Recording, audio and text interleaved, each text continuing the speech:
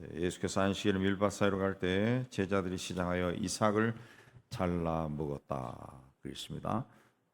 한 계절로만 보더라도 예수님 일행이 풍족하지 못했다라는 것을 우리가 알 수 있습니다. 뭘 가지고 다니는 것이 없을 정도로 좀 가난한 그룹이었다라고 좀 생각해 볼 수 있습니다. 그걸 보고 바리새인들이 안식일에 하지 못할 일을 했다. 그렇게 비난했다 그랬습니다. 이 고대 종교에는 뭐 오늘날도 그러지만은 고대 시대에는 그 종교들마다 성전이 있고 신에게 드리는 제사가 있고 제사장이 있고 심지어 할례 의식까지 다 있었습니다. 다. 그러니까 유대교만 가지고 있는 그런 것들을 다른 종교도 다 가지고 있었다죠. 오늘날에도 뭐 우리 기독교만이 아니라 불교나 뭐 무슬림들이나 이슬람이나 힌두교나 뭐 조로아스터나 이 모든 종교들이 오래된 종교들은 그 기독교와 하는 예식들이 비슷한 것이 굉장히 많습니다. 그래서 이 사람들이 기독교 떠난 사람들이 다른 종교에 가서 정착하는 것도 비슷비슷한 것이 있다는 거죠. 근데 다른 것이 있다는, 다른 것이 있는데 다른 고대 종교에 없는 것이 유대교에 있는 것이 안식이라는 거죠. 안식. 예. 오늘날에도 기독교가 다른 종교와 다른 것 아주 다른 뭐 예수님이 그리스도다 그것도 있지만은 형식적으로 봤을 때 가장 다른 것이 주일이 있는 거죠. 주일. 이것조차도 이제 다른 종교에서 이제 본받아 가지고 자기들도 뭐 하고 그러지만은 이 안식일이 유대교의 특징이라는 거죠. 그래서 굉장히 거기에 대해서 긍지를 가지고 우리는 하나님이 택한 백성이다 그런 마음을 가지고 살았습니다. 그래서 그러다 보니까 안식일에 어떤 그 포인트를 두다 보니까 안식일을 규정하는 법들이 많이 생겨났습니다. 그래서 안식일에는 일을 하면 안 된다. 등잔불을 끄는 것도 일이다. 음식하는 것도 일이다. 그래서 그런 걸 다 하지 않았다는 거죠. 이 바리새인들의 관점에서 봤을 때 이삭을 자르는 것은 추수가 되는 것이고 이삭을 먹을 때 그 비벼야죠. 이렇게 비빕니다. 비비는 것은 타작이고 그다음에 그 껍질을 후 하고 부는 것은 이제 키질이 되는 거죠. 그 일이 되는 거예요. 그래서 안식일에 해서는 안 될 일을 한다 그렇게 이야기했습니다. 그러자 예수께서 다윗이 그와 함께한 자들이 시장할 때 한 일을 잃지 못하였느냐. 다윗이 사울을 피해 도망을 다닐 때 그와 이 부하들이 굉장히 시장했습니다. 그래서 그 제사장을 성전에 들어가서 제사장이 먹을 수 있는 제사장이 먹는 진설병을 먹었다는 거죠. 진설병이라는 것은 진설이다. 하나님 앞에 벌려놓은 빵 그런 뜻입니다. 누룩을 넣지 않은 12개의 빵을 6개씩 두 줄로 제단 앞에 이렇게 넣은 건데 그걸 이제 그 며칠이 지난 후에는 그걸 걷어가지고 오직 제사장만이 먹을 수가 있었습니다. 근데 다윗과 부하들이 배가 너무 배가 고파서 성전에 들어갔을 때 뭐 먹을 것 좀 달라 하니까 제사장이 아무것도 없고 이거밖에 없다. 근데 그걸 이제 먹었다는 거죠. 그걸 먹었다. 어떻게 보면 율법을 범한 건데, 근데 그게 죄가 없다는 거죠. 5절에 죄가 없다. 왜? 굶주렸기 때문에 있다는 거죠. 너무너무 배가 고팠기 때문에 사람을 살리기 위해 먹은 것이니까 죄가 아니다. 그렇게 이야기한 겁니다. 그러니까 종교적인 규칙을 갖다 대면서 사람을 굶어 죽게 하는 것은 그건 폭력이지 그 종교가 아니다는 거죠. 종교가 아니다. 그래서 5절에 그 제사장들이 안식일에 성전 안에서 안식을 범하여도 성전 안에서 안식을 범한다라는 것은 제사장들은 안식일에 일을 하거든요. 불을 피우고 제물을 준비하고 제단에 제물을 바치고 또 청소도 하고 안식일에 평소보다 더 바쁘게 땀을 흘리며 일합니다. 일을 하는 거죠. 일을. 그렇다 해가지고 제사장들이 안식일을 범했다 그렇게 말하지 않는다는 거죠. 말하지 않는다는 거죠. 왜? 그들이 일을 하지 않으면은 하나님께 예배를 드릴 수가 없으니까. 근데 6절에 성전보다 더 큰 이가 여기 있다. 내가 성전보다 더 크다. 그랬습니다. 또 본인이 8절에서는 안식일의 주인이다. 그랬습니다. 주인이다. 그리고 성전보다 더 크니 주님께서 말씀하시기를 나는 자비를 원하고 제사를 원하지 아니하도록 하신 뜻을 너희가 알았더라면 그랬습니다. 하나님은 자비를 원하시는 분이다. 그랬습니다.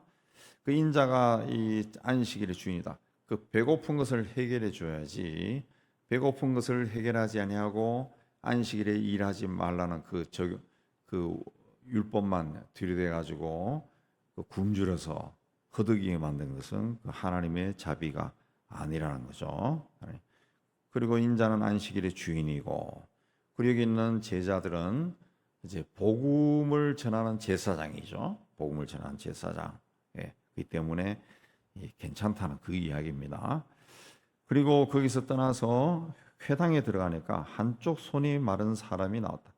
외경에 보면 한쪽 손 마른 사람은 석공이라고 그게 나옵니다. 일을 하다가 아마 어떻게 신경을 건드렸는지 그 굳어버린 겁니다. 예, 그걸 이제 사람들이 또 고치는가 하고 봤다는 거죠. 안식일에 병 고치는 것이 옳습니까? 그래서 예수께서 양 한 마리가 구덩이에 빠졌을 때 그냥 가만두느냐 안식일에 끌어낸다는 거죠. 그럼 사람이 양보다 더 귀중한데 안식일에 선을 행하는 거 고쳐주는 것이 옳다. 그래서 고쳐줬다는 거죠. 고쳐줬다. 17절 이하에 인용한 것은 이제 이사야 41장 말씀인데 예수님은 하나님의 택한 종이고 세상을 심판하러 오신 왕입니다. 왕. 그분은 상한 갈 때도 꺾지 않고 꺼져가는 심지도 끄지 않는 분이다. 그랬습니다. 제자들 같이 허물이 많고 또 손이 마른 사람처럼 장애를 가진 사람, 죄로 인해 병든 인생을 부르시고 그들에게 새 생명을 주신 분이다. 그걸 이야기합니다. 그리고 22절에 또 눈멀고 말 못하는 사람을 예수께서 고쳐줬어요. 그걸 보고 바리새인들이 귀신을 힘입고 힘있지 않고는 귀신을 쫓아내지 못한다. 그렇죠? 예수께서는 그들의 논리적인 모순을 지적한 겁니다. 사탄이 어떻게 사탄을 쫓아내느냐? 귀신이 어떻게 귀신을 쫓아내느냐? 그러면 집안이 망한다는 거지. 26절에. 그게 아니라 그 28절에 내가 하나님의 성령을 힘입어 귀신을 쫓아내는 것이면 하나님 나라가 이미 너에게 임하였느니라. 그렇습니다.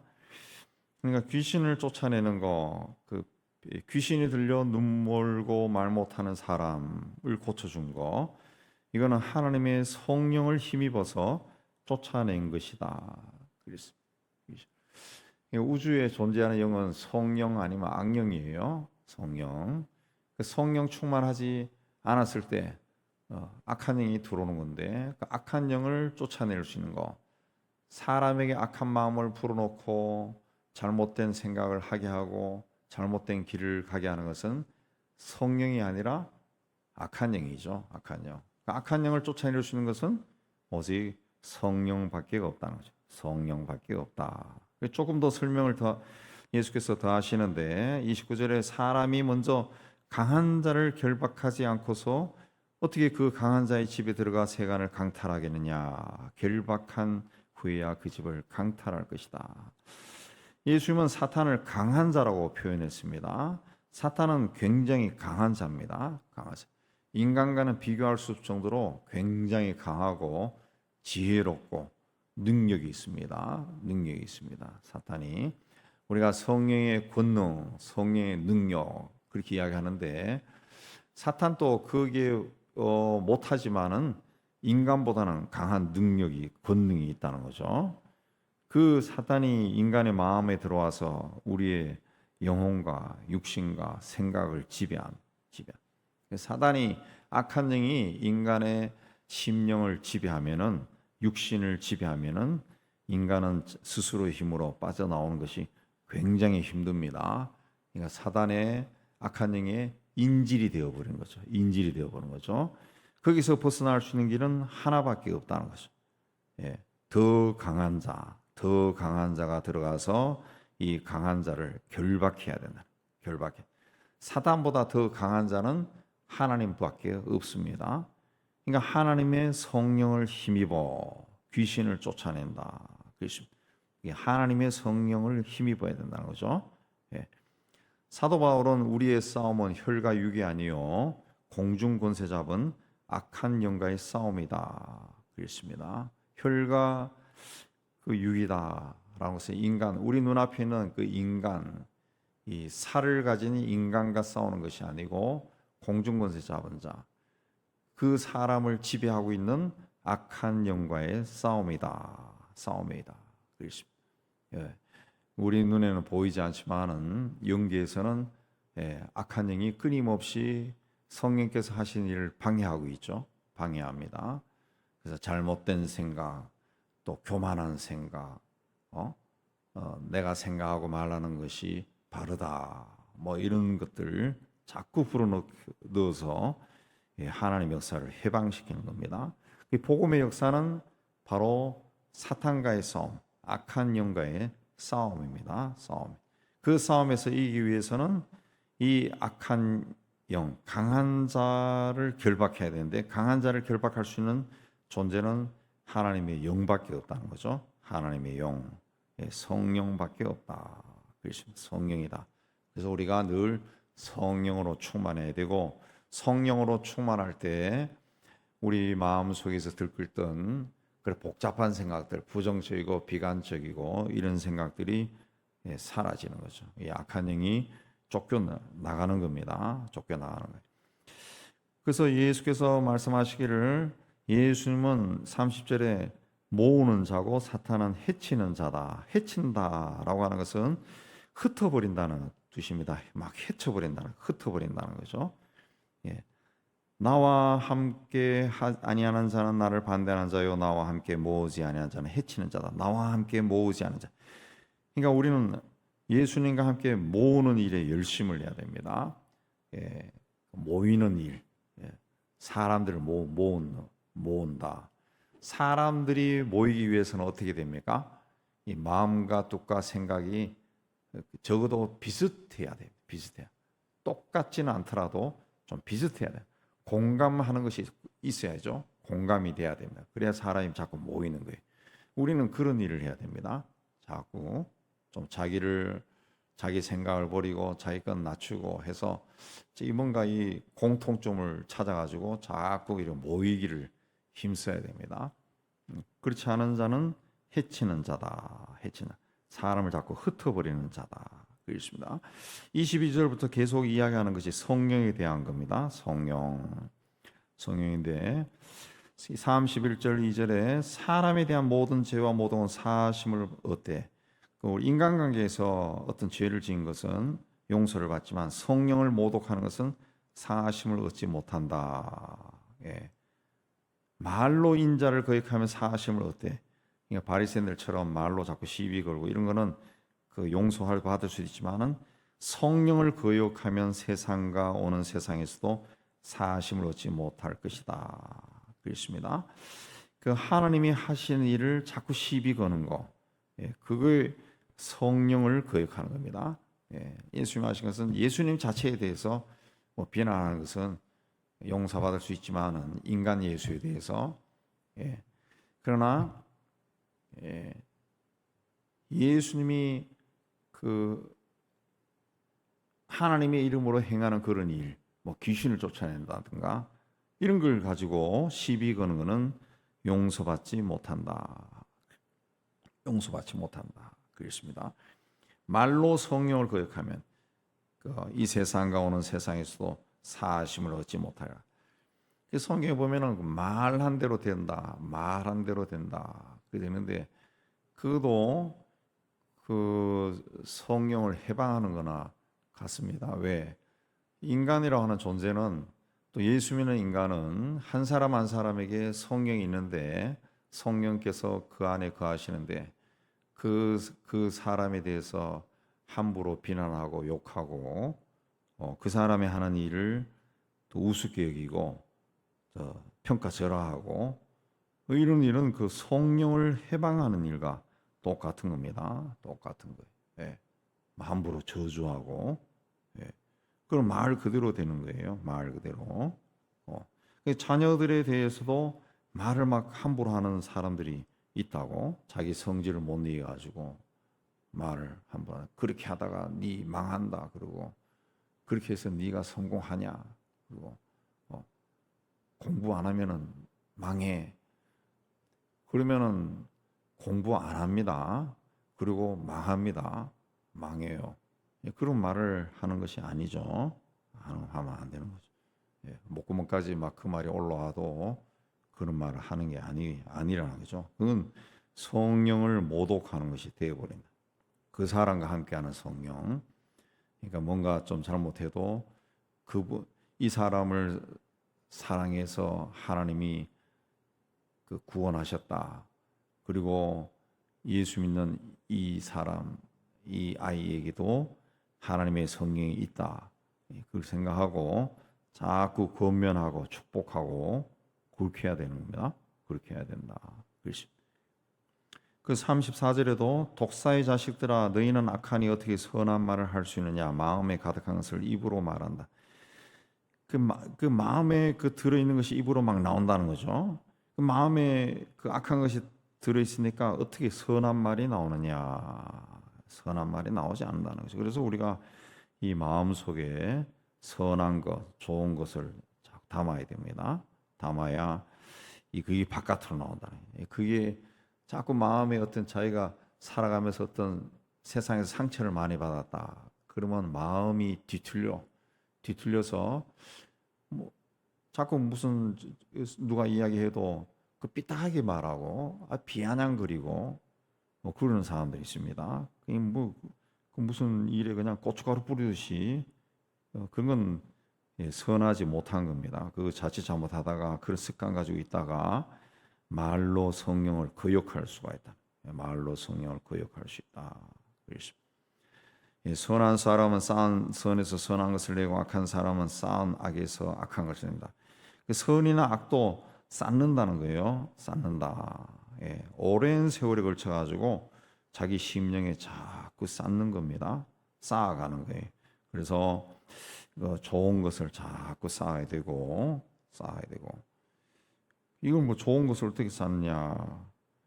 아니, 좋은 생각하면은 좋은 걸 쌓느냐? 뭐 좋은 생각 해야죠.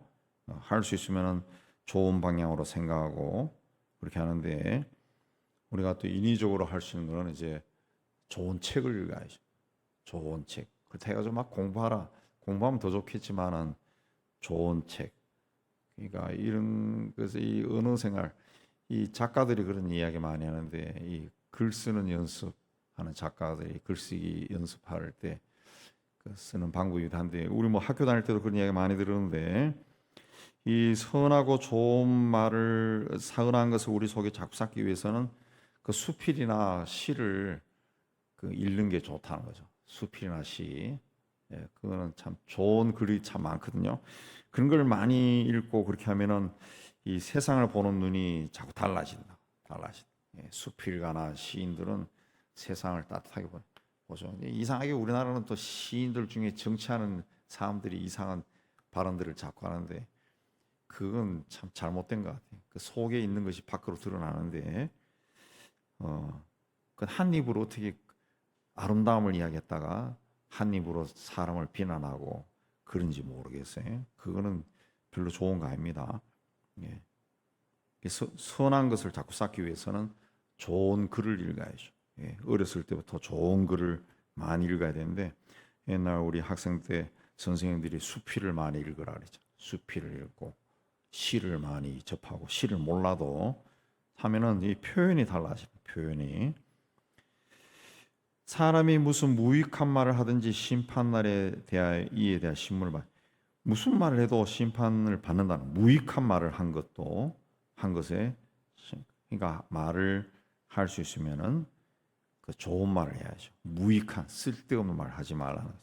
내 말로 의롭다함을 받고 내 말로 정죄함을 받을 것이다. 말이 그렇게 중요하다는 겁니다. 말이 중요하다.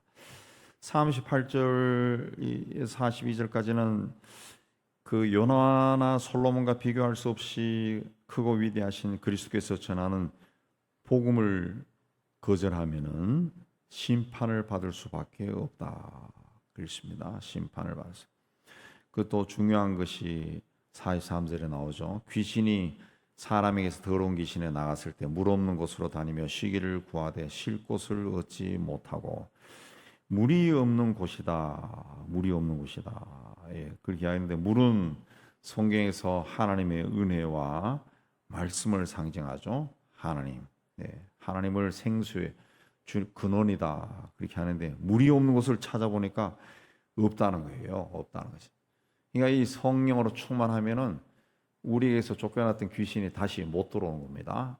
못 들어오는 거예요. 다시 성령에 의해서 더러운 귀신을 쫓아냈다가 다시 세상적인 생각으로 가득 채워버리면 귀신이 들어오는 거죠. 귀신이 들어오는 거예요. 귀신. 그래서 교회가 분란이 있던 교회가 한번 하나님 은혜로 평강을 가진 후에는 이전보다는 더 열심히 성령으로 충만해야 됩니다. 그렇지 않으면 더러운 귀신이 들어온다는 거죠.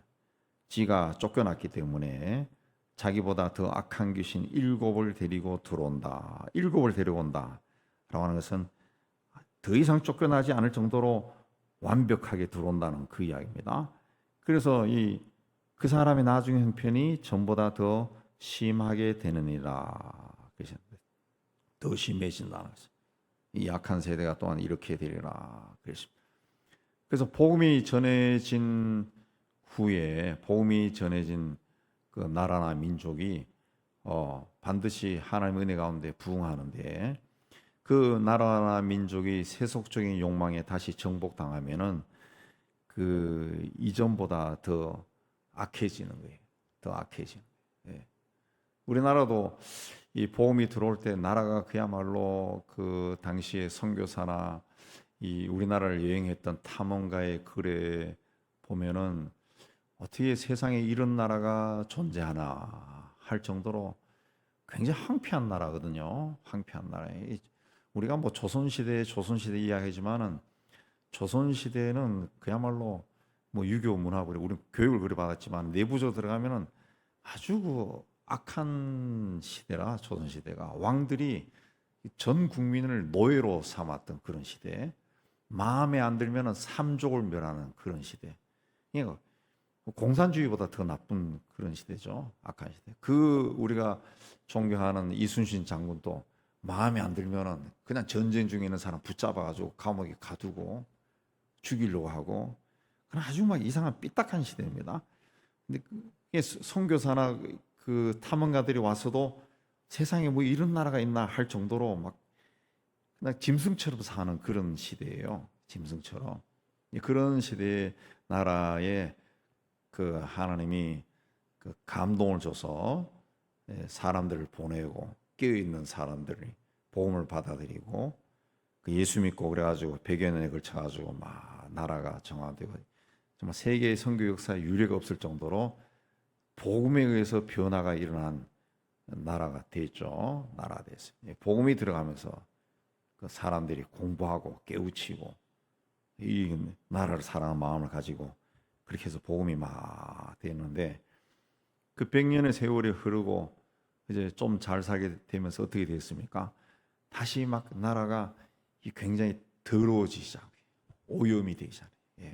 기독교인들도 교회도 물질에 취해버린 겁니다. 이제는 물질에 취해버린.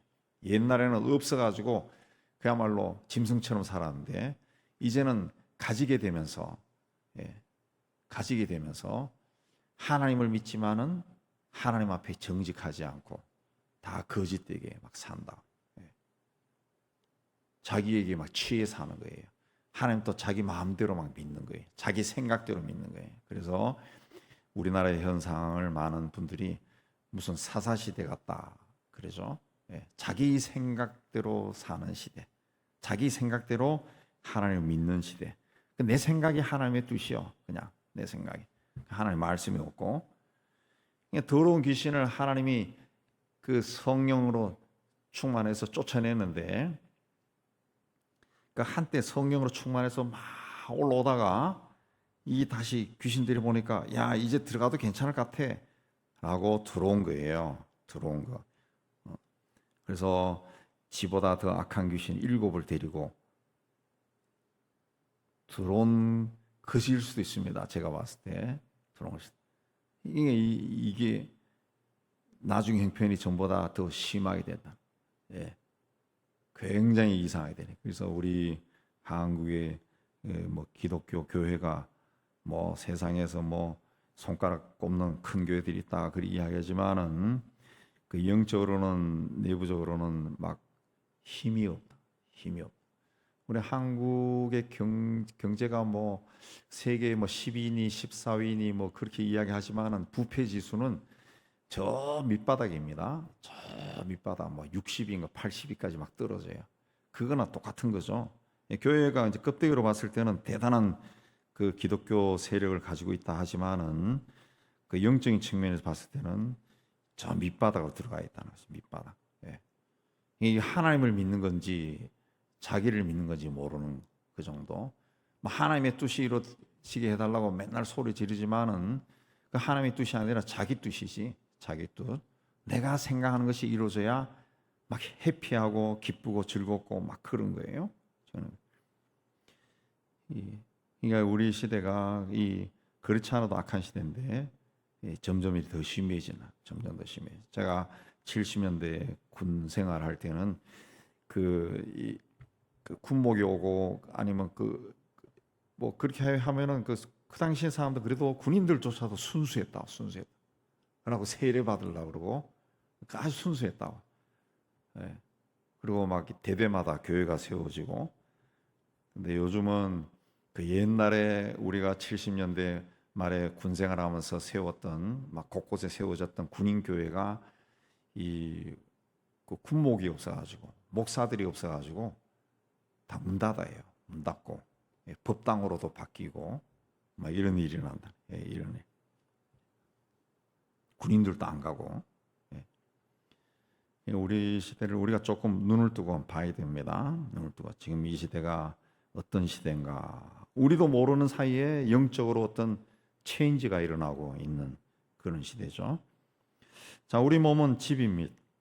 성령께서 우리 안에 거하시면 성전이 되는 것이고 성령의 열매를 맺는 것이고 더러운 귀신이 악한 영이 우리 안에 들어와 오게 되면은 미움과 시기와 질투, 분노가 가득하고 아주 이기적이고 무절제한 그런 인간 군상이 됩니다. 오늘 우리 사회를 보세요. 얼마나 서로 미워하고 다투고 막 비난하고 그렇게 하는지 이 옛날과 비교할 수 없을 정도로 더 막 이상한 시대가 되어가는 이상한 시대. 어떤 막 통제불능한 그런 시대가 되어가는 겁니다. 그러니까 우리가 이 하나님 은혜를 받았으면은 그 은혜가 계속 유지되도록 더 열심을 내야 됩니다. 더 열심을 내야 돼요. 그렇게 하지 않으면은 끝난다는 것이. 그래서 예수께서 형제들이 왔을 때 50절에 누구든지 하늘에 계신 내 아버지 뜻대로 하는 자가 내 형제요 자매요 어머니이니라 그랬습니다. 하나님의 뜻대로 살아야 됩니다. 그래서 하나님이 제일 기뻐하는 기도가 하나님의 뜻이 이루어지이다. 하나님의 뜻이 이루어지이다. 예수님이 십자가에서 그 기도를 하셨고 또 우리에게 가르쳐 주신 기도도 뜻이 하늘에서 이루어진 것처럼 땅에서도 이루어지이다. 그래요. 근데 우리는 많은 기도가 하나님의 뜻이 아니라 내 뜻이 이루어지기를 기도한다. 내 뜻이 이루어지지 않으니까 슬프고 괴롭고 아프고 막 원통하고 막 그런 거예요. 이제 그래서 하나님이 제일 기뻐하는 기도는 회개하는 기도지. 회개. 그러니까 뭔가 자꾸 요구하는 것보다 하나님의 자비를 구하는 게. 아까도 말씀이 나오죠. 나는 자비를 원하고 제사를 원하지 아니하노라. 그랬습니다. 하나님의 긍휼하심, 제가 여러 번 말씀드렸지만은 기독교 2000년 동안 수도원에서 또 경건한 크리스천들이 가장 많이 하고 습관처럼 했던 기도가 하나님 아들 예수여 나를 불쌍히 여기소서. 네, 그 기도입니다. 뭐 우리가 우리 마음의 생각까지 다 아시는 하나님 앞에 가서 구구절절히 뭐 이야기해야 내가 뭐 다 이야기해야 하나님이 아이고 내가 아까 그거 잊어버렸네. 아이고 왜 아까는 이야기 안 했어? 그런 분이 아니라는 거죠. 하나님 다 알고 있다는 거지. 네. 하나님 다 알고 있어. 그래서 하나님이 가장 듣고 싶어하는 기도는 하나님이여 나를 불쌍히 여겨주세요. 뭐 그 기도보다 더 완벽한 기도는 없습니다. 나를 불쌍히 여겨주는 기도. 하나님이 불쌍히 여기면은 내 인생의 모든 문제가 해결이 되는 거죠. 당연히 해결이 되는 겁니다. 누구든지 하늘에 계신 내 아버지 뜻대로 하는 자가 내 형제요 자매요 어머니니라. 하나님의 뜻을 구하는 기도를 통해 우리 하나님 주님이 자랑스럽게 여기는 형제요 주님의 형제요 자매요 어머니가 되는 이 은혜 가운데 있기를 주의 이름으로 축복합니다.